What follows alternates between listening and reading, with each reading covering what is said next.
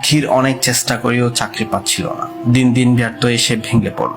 একদিন গভীর রাতে ছাদের উপর বসে আকাশের দিকে তাকিয়ে বলল, হয়তো আমার জন্য আর কিছুই নেই, আমি শেষ হয়ে গেছি। হঠাৎ পাশে করে তার মায়ের সেই সুললিত কণ্ঠে ভেসে এলো মহান সৃষ্টিকর্তার সেই অমীয় বাণী সূরা জুমার 53 নং আয়াত, যেখানে বলা ছিল, বলুন হে আমার বান্দাগণ, যারা নিজেদের উপর সীমা লঙ্ঘন করেছ, তোমরা আল্লাহর রহমত থেকে হতাশ হয় না। নিশ্চয়ই আল্লাহ সব গুনাহ ক্ষমা করেন, নিশ্চয়ই তিনি অতীব ক্ষমাশীল, পরম দয়ালু। আল্লাহর রহমত থেকে হতাশ হইও না। এই আয়াত শুনে তৌকিরের বুক কেঁপে উঠল।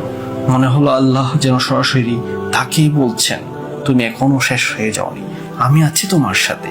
তৌকির এখন থেকে নতুনভাবে শুরু করার সংকল্প করলো।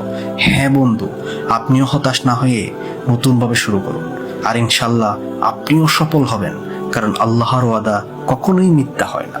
আর এমন ইসলামিক মোটিভেটেড ভিডিও পেতে আমার চ্যানেলটি সাবস্ক্রাইব করুন। আল্লাহ হাফেজ।